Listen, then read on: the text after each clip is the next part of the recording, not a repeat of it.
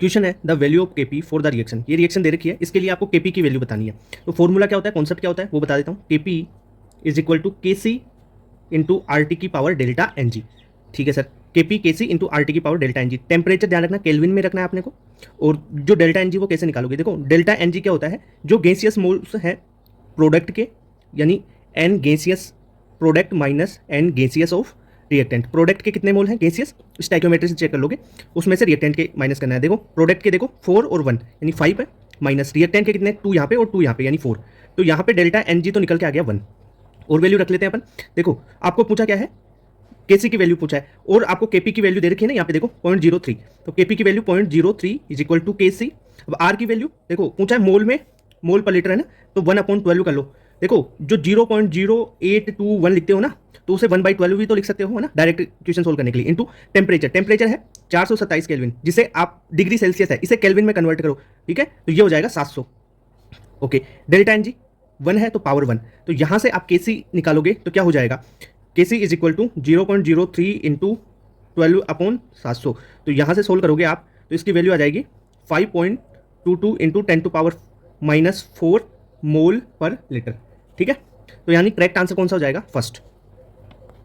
Question है when equal moles of ethanol and acetic acid are mixed. देखो ethanol और acetic acid के equal mole को mix किया, आपको पूछ रहा है at together 27 degree Celsius 33% reaction is completed.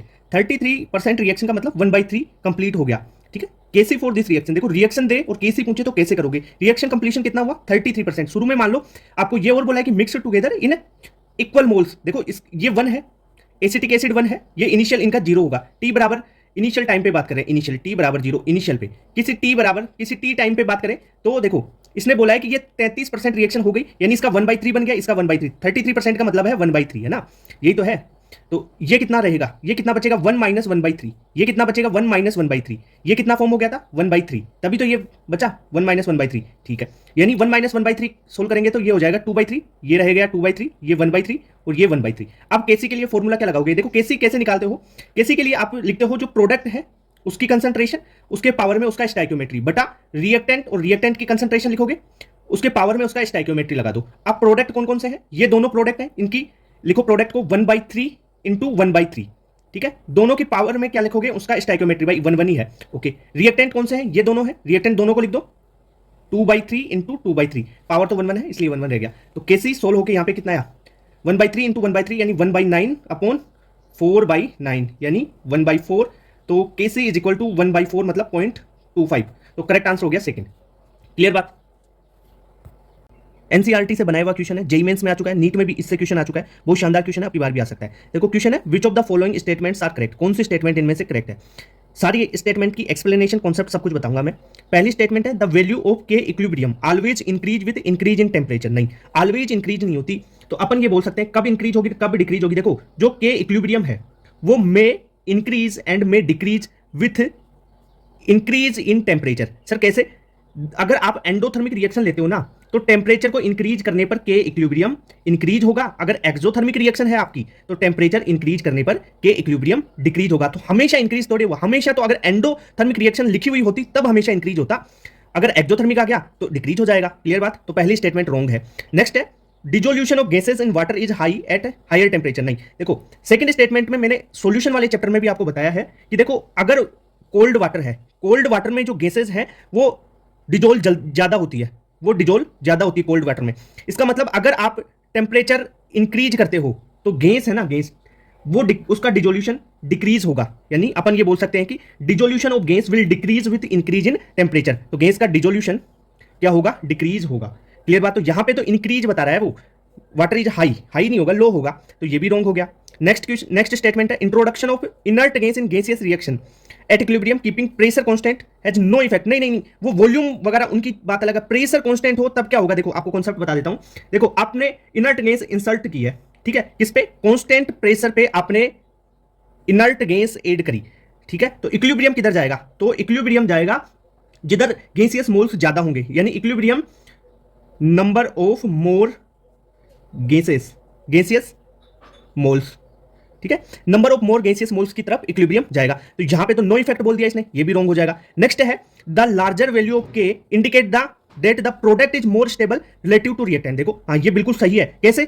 Fourth वाले का एक्सप्लेनेशन देख लो। आपको ये बोल रखा है the larger value of K indicate that, देखो के बराबर क्या होता है? प्रोडक्ट की कंसंट्रेशन बटा रिएक्टेंट की कंसंट्रेशन, यही होता है। अगर देखो प्रोडक्ट की कंसंट्रेशन के बढ़ेगा मतलब प्रोडक्ट की कंसंट्रेशन बढ़ी, यही तो है। प्रोडक्ट की कंसंट्रेशन बढ़ेगी तभी तो के बढ़ेगा। और प्रोडक्ट की कंसंट्रेशन कब बढ़ेगी? जब प्रोडक्ट बन के स्टेबल बन रहा होगा, तभी तो प्रोडक्ट ज्यादा बढ़ेगा, ज्यादा बढ़ेगा तो के बढ़ेगा। ठीक है, तो ये लार्जर वैल्यू के, इसका मतलब प्रोडक्ट स्टेबल है, प्रोडक्ट ज्यादा बन रहा है। ओके, तो करेक्ट आंसर हो जाएगा इसका fourth. Which of the following will not affect the value of equilibrium constant for a reaction. देखो आपको इक्विलिब्रियम कांस्टेंट किस पे डिपेंड नहीं करता है, वो चीजें पूछी है। देखो जो केसी है, इक्विलिब्रियम कांस्टेंट ले लो कोई सा भी, है ना, वो ओनली किस पे डिपेंड करता है? Only depend on temperature. Temperature पे डिपेंड करता है और किसी पे डिपेंड नहीं करेगा। तो देखो change in concentration of the reactants नहीं, चेंज इन टेम्परेचर, हाँ उस पर चेंज इन टेम्परेचर पे डिपेंड करता है। पर क्वेश्चन में आपको पूछा है कि नॉट अफेक्ट, यानी बी तो अफेक्ट कर देगा, ए नहीं करेगा, चेंज इन प्रेशर नहीं कर पाएगा और एडिशन ऑफ कैटलिस्ट नहीं कर पाएगा, यानी ए सी डी हो जाएगा। ए सी डी करेक्ट आंसर हो गया फोर्थ। ठीक है, क्वेश्चन है what is the correct sequence of active mass in increasing order in gaseous mixture containing 1 ग्राम पर litre of each of the following. अब देखो एक्टिव मास का क्वेश्चन है। एक्टिव मास होता क्या है? मोल्स पर यूनिट वॉल्यूम, ऐसे बोल सकते हो कि मोल बटा वॉल्यूम। ठीक है, तो एक्टिव मास कैसे लिखेंगे अपन? एक्टिव मास, मोल को क्या लिख सकते हो?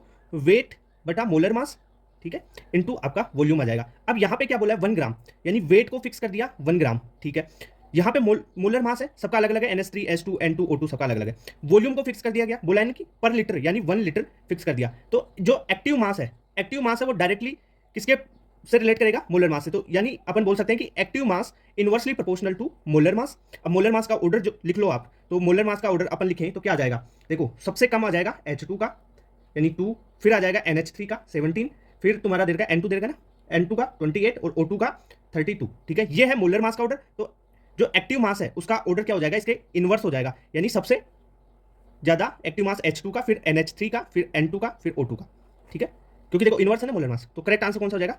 H2 का सबसे ज्यादा, यानी थर्ड का सबसे ज्यादा, ये थर्ड के बाद में आ जाएगा NH3 यानी फर्स्ट। तो करेक्ट आंसर हो गया फोर्थ।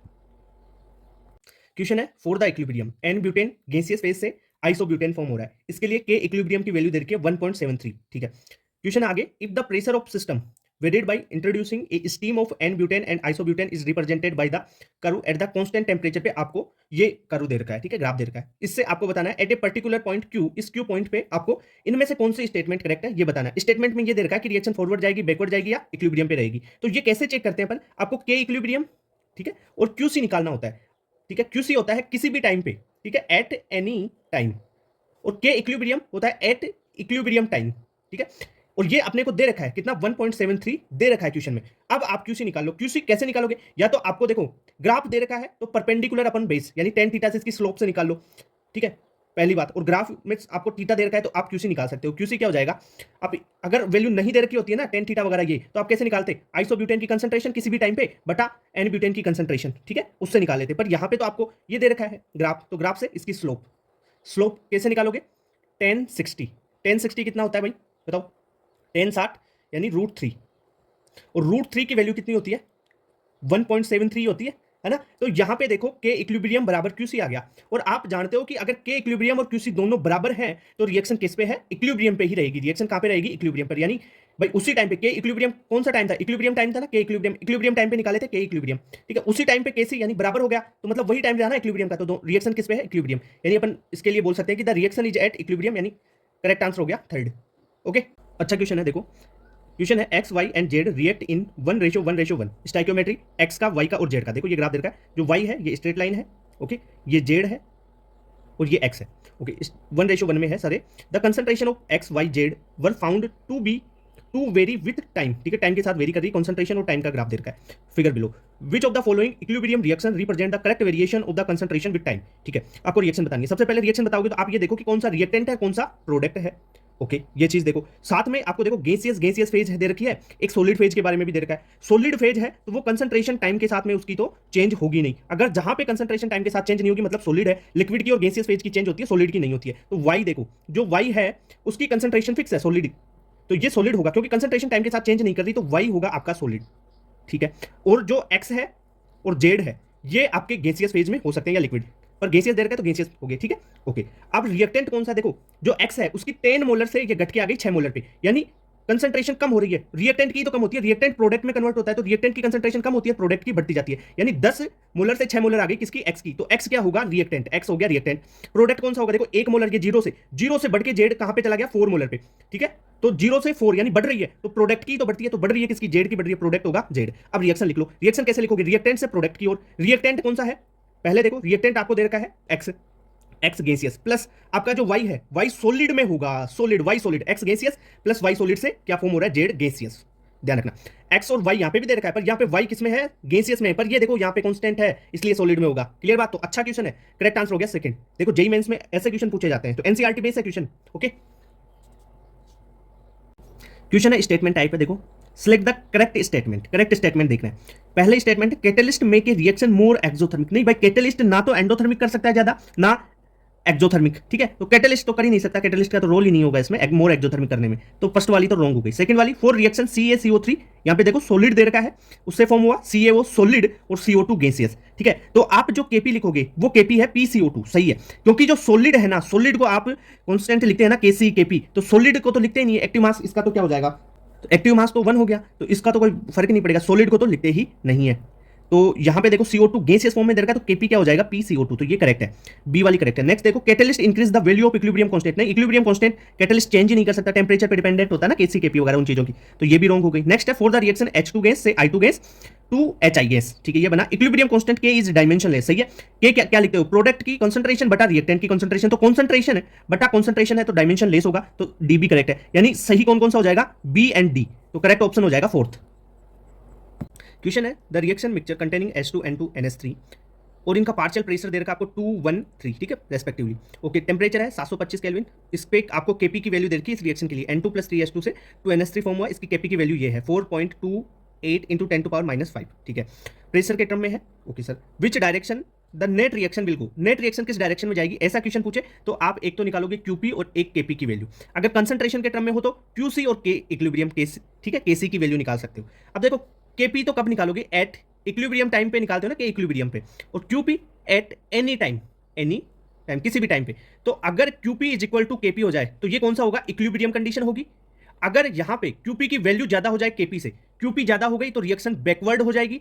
अगर एक कंडीशन एक ये हो सकती है कि Kp की वैल्यू ज्यादा हो जाए Qp से, तो रिएक्शन फॉरवर्ड चली जाएगी। ओके, तो यहां पे Kp की वैल्यू तो दे ही रखी है आपको, Qp की निकालो। Qp की कैसे निकालोगे, आपका जो प्रोडक्ट है उसका प्रेशर NH3 का प्रेशर, उसके पावर में उसका stoichiometry upon pressure of N2 और उसके पावर में उसका स्टाइक्योमेट्री 1 है। ओके, प्रेशर ऑफ H2 उसके पावर में उसका स्टाइक्योमेट्री 3 है, ठीक है।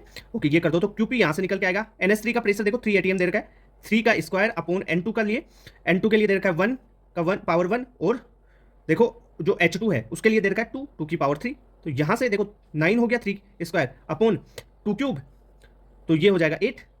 तो इसे Qp को सोल्व करते हैं तो ये 9/8, तो यानी 1.125 आ जाएगा। तो यहां पे देखो जो Qp है ये तो इतना है 1.125, और जो आपका Kp है ये है 4.28 × 10⁻⁵। देखो Kp कितना है, 4.28 × 10⁻⁵ है, तो यहां पे Qp ज्यादा हुआ, और मैंने बोला अभी कि अगर Qp ज्यादा है तो रिएक्शन किधर जाएगी, बैकवर्ड जाएगी। सारा कॉन्सेप्ट समझ में आया, तो करेक्ट आंसर हो जाएगा सेकंड, ठीक है, रिएक्शन किधर जाएगी, बैकवर्ड। क्वेश्चन है, consider the following equilibrium in close container, N2O4 gaseous से क्या बना 2NO2, ठीक है, gaseous at the fix temperature. देखो टेम्परेचर क्या कर दिया, फिक्स कर दिया, ठीक है। The volume of the reaction container is half, volume को क्या कर दिया, हाफ, टेम्परेचर क्या है, फिक्स है, और वॉल्यूम को कर दिया हाफ, वॉल्यूम को हाफ कर दिया। Okay, for this changes which of the following statement hold true regarding the equilibrium constant Kp and degree of dissociation. देखो टेम्परेचर फिक्स है, वॉल्यूम से तो Kp पे कोई इफेक्ट नहीं पड़ता, K जो आपका इक्विलिब्रियम कांस्टेंट है उस पर टेम्परेचर चेंज होने पर ही वो चेंज होगा, अदरवाइज चेंज होता ही नहीं है। तो Kp तो क्या रहेगा, नॉट चेंज, क्योंकि Kp किसके साथ चेंज होगा, ओनली टेम्परेचर के साथ। वॉल्यूम हाफ करो, Kp पे कोई इफेक्ट नहीं पड़ेगा। अब वॉल्यूम हाफ किया है आपने, वॉल्यूम हाफ किया है तो नंबर ऑफ मोल्स चेंज होंगे, नंबर ऑफ मोल्स चेंज, अगर नंबर ऑफ मोल चेंज हो गए तो जो आपका अल्फा है वो भी क्या हो जाएगा, चेंज हो जाएगा, अल्फा डिपेंड करेगा, ठीक है। तो डिग्री ऑफ डिसोसिएशन, भाई वॉल्यूम हाफ करोगे तो डिग्री ऑफ डिसोसिएशन चेंज ही तो होगा, तो Kp does not change and alpha changes, तो करेक्ट आंसर हो गया आपका फर्स्ट, ठीक है।